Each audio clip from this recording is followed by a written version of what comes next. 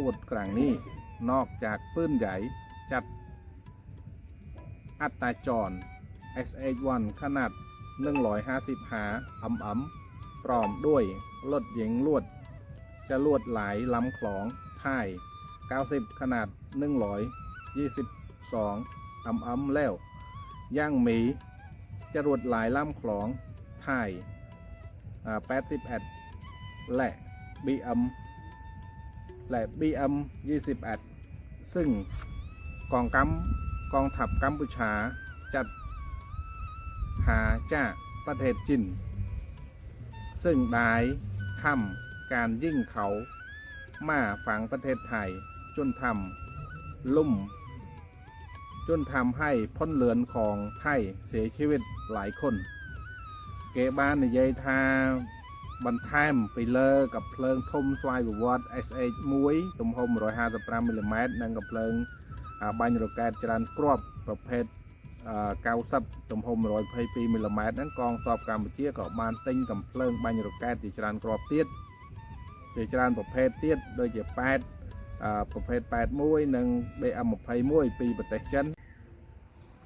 มาจำเรียบสู้ปกไม้บองพระโอนต่างอเจตีกรุบในเจตีสลังสวากรมหมดการชนะยนต์ไหลสายเจ็ดทำไมไงนี่ชนะยนต์ไหลเมียนปัดเทียนบอดมุ้ยจังเลยยอมมาใจจุนปกไม้บองพระโอนต่างออกในเจตีสนับยังเคยทากิจปลอมเพลียงสันเพียบระเวียงประเทศไทยหนึ่งประเทศกัมพูชีบานจบหัตถ์เลขาหายโดยเมียนโลกประเทศเนเธอร์แลนด์โดนัลด์เจทรัมป์เชียสะไซหายหนึ่งอันโลกอันว่าอิบราฮิมได้เชียยูรอนไตรประเทศมาเลเซียทัวร์เชียสะไซของได้เพียกีต่างปีตัวสวากุ้มปนตายยังกันเลยตัวเมืองเพียกีคางประเทศกัมพูชีคือเมียนกาอมนอซาตัวเจียครั้งแต่ตัวจุ่มวยหนึ่งกิจปลอมเพลียงสันเพียบนี้หรือก็ declaration นี้ปัจจัยยังก็เลยตัวเมืองตัวข้างเพียกีไทยหะโดยเชียมันเศร้าหนึ่งสมัยจัดประมาณเต้โดยคลวนเมียนบอมนอหรือก็เมียนชานแตกนองกาตันเตียนโยกใบดอกในกัมพูชีขยมเคยทราบว่าเมียนระบายบอดไทยมุ้ยแต่cái trênซ้ายแต่ตัวจมูกหนึ่งโกกาหรือก็แหละคันนองกาขนมไก่ปรมเปรียงสันเพียบหรือสิ่งใดประกาศสันเพียบนั้นขยมหนึ่งเราโยกโปรเมียนุแต่เปิดมนโปรเมียนุอย่างสตรองสำหรับใจจูนปกไม้บกโอนสันดับเจียซามุ้ยหรือว่าเจียโปรเมียนมุ้ยทาตาประเทศไทยหรือก็กษัตริย์ไทยก็จะอย่างไม่แต่ต้นจมูกนั้นกิจปรมเปรียงหนึ่งขนมนู้กิจปรมเปรียงนั้นปากกามุ้ยขนมจะนำปากกาแต่งบุญแต่ขนมกิจปรมเปรียงนู้คือการดอกอาวุธทนงนหายซาโปรเมียนบอดไทยนั้นคือกดจอกแต่ต้นจมูกหนึ่งประเทศกัมพูชีเยอะทาประเทศกัมพูชีเยอะบานดอกอาวุธทนงนจิตจราณโรยเครื่องเจนปีปรมแดนแต่นี่บางหายทาเยอะกรบตามบอดชบบันกรบตามกิจพรมเปลี่ยงเชียซามวยหล่อได้แต่กิจจบทรายปีเยิงจังไทยเยิงปัจเจียกรบให้กับบานกรบตามกิจพรมเปลี่ยงนุ่งไทยจำนายเพียกีไทยก็บานดอกอาวุธทนงนเจนปีบนตอดพรมแดนของนายจังต่อถ้าตากษัตริย์ไทยเกจบทรายอย่างไม่แตะต้นจมวยหนึ่งกะดอกเนาะเยิงมาตามด้านแต่ออกเนี่ยขยมเคยอัตบัตในขนมซาปอร์เมียนบ่ไทยรัฐบ่ประเทศไทยนะกอดเซธากัมพูชาทอนอาวุธเบอัมมาเพย์มุ้ยจะรวดลายลำคล้องออกจากชายแดนภาษาไทยนะผมกัมพูชีบ้านดอกปรบปอนรกแกตเบอัมมาเพย์มุ้ยเจนปีปรมแดนกัมพูชาโชว์ทอนอาวุธเบอัม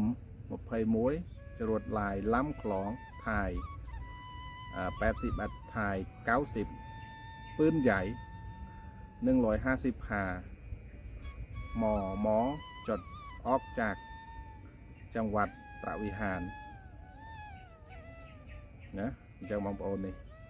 អញ្ចឹងអត្តន័យសេចក្តីហ្នឹងគឺថានៅថ្ងៃទីណាកម្ពុជា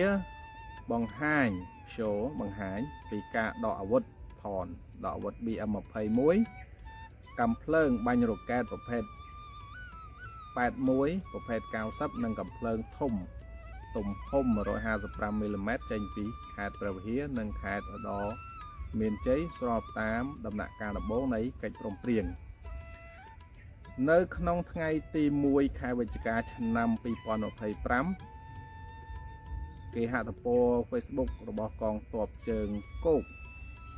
បានរាយថានៅម៉ោង6 ល្ងាចក្រសួងការពារជាតិកម្ពុជាបានរាយការណ៍ថាកងទ័ពជើងគោកកម្ពុជាបានដកកាំភ្លើងធំស្វ័យប្រវត្តិប្រភេទ SH1 ទំហំ155មីលីម៉ែត្រនិងកាំភ្លើងរ៉ុកែតប្រភេទ90ទំហំ122មីលីម៉ែត្រចេញពីជួរមុខនៅខាងឧត្តរមានជ័យនេះគឺជាផ្នែកមួយនៃដំណាក់កាលដំបូងនៃកិច្ចព្រមព្រៀងដកអាវុធធុនធ្ងន់រវាងកម្ពុជានិងថៃអាវុធទាំងនោះនឹងត្រូវផ្លាស់ទីពីតំបន់ព្រំដែនដែលមានចំនួនរវាងប្រទេសទាំងពីរហើយត្រឡប់ទៅមូលដ្ឋានដើមរបស់អាវុធទាំងនោះវិញអញ្ចឹងមានន័យថាគេចុះផ្សាយថាប្រទេសកម្ពុជាយើងបានដកអាវុធប្រភេទអាវុធធុនធ្ងន់ប្រភេទ155មីលីម៉ែត្រនិងប្រភេទ122មីលីម៉ែត្ររ៉ុកែតប្រភេទ90ទំហំ122មីលីម៉ែត្រហ្នឹងចេញពីតំបន់ជួរមុខនៅខាងឧត្តរមានជ័យនិងខេត្តព្រះវិហារចឹងណាបងប្អូនបាទសម្រាប់ការត្រៀមថនអាវុធหนักออกจากชายแดนครั้งนี้ดำเนินการภายใต้การสังเกตการณ์และตรวจสอบยืนยันโดยคณะผู้สังเกตการณ์อาเซียนนะคือថាការរៀបចំសម្រាប់ការដកអាវុធធុនធ្ងន់ចេញពីព្រំដែននេះកំពុងត្រូវបានធ្វើឡើងក្រោមការសង្កេតការណ៍និងផ្ទៀងផ្ទាត់របស់ក្រុមអ្នកសង្កេតការណ៍អាស៊ានហៅថា AOT ផងដែរបាទស្តៀងគ្នានេះស្តៀងគ្នាទៅនឹង KPT English ប្រព័ន្ធផ្សព្វផ្សាយកម្ពុជាបានរាយការណ៍ថាការដកអាវុធធុនធ្ងន់របស់ទ័ពកម្ពុជាចេញពីតំបន់ត្រឡប់ទៅមូលដ្ឋានដើមរបស់ខ្លួនវិញគឺជាដំណាក់កាលដំបូងនៃផែនការប្រតិបត្តិការដែលសម្របសម្រួលជាមួយយោធាថៃដំណើរការនេះកំពុងដំណើរការតាមបណ្ដោយព្រំដែនប្រាសាទព្រះវិហារនិងខេត្តឧត្តរមានជ័យภาพการថនអាវុធครั้งนี้นอกจากปืนใหญ่จัดอัตราจร SH1 ขนาด155พร้อมด้วยรถยิงลวดจะลวดหลายลำคลองท้าย90ขนาด122แล้วยังมีจรวดหลายลำคลองท้าย81และBM 21ซึ่งกองทัพกัมพูชาจัดหาจากประเทศจีนซึ่งได้ทำการยิงเขามาฝังประเทศไทยจนทำให้พลเรือนของไทยเสียชีวิตหลายคนเกบ้านในยัยทาบรรทามไปเลยกับเพลิงทมสวายบวอด SH1 ទំហំ155មីលីម៉ែត្រនិងกับเพลิงបាញ់រ៉ុកែតចរន្តគ្រាប់ប្រភេទ90ទំហំ122មីលីម៉ែត្រហ្នឹងកងទ័ពកម្ពុជាក៏បានទិញកំភ្លើងបាញ់រ៉ុកែតជាច្រើនគ្រាប់ទៀតជាច្រើនប្រភេទទៀតដូចជាប្រភេទ81និង BM21 ពីប្រទេសចិនដែលត្រូវបាញ់ចូលក្នុងប្រទេសថៃបណ្ដាលឲ្យមានការស្លាប់ជនស៊ីវិលថៃមួយចំនួនគេថាក្រៅពីកំភ្លើងហ្នឹងយើងបានទិញពីខាងប្រទេសចិនថែមទៀតដូចជាកំភ្លើងប្រភេទ81ហើយនិង BM21 ពីប្រទេសចិនដែលកំភ្លើងហ្នឹងហើយដែលធ្វើឲ្យប្រជាពលរដ្ឋគេបាត់បង់ជីវិត នេះជាព័ត៌មានមួយដែលថៃរដ្ឋគាត់ចុះផ្សាយកាលពីថ្ងៃទី2ម្សិលមិញ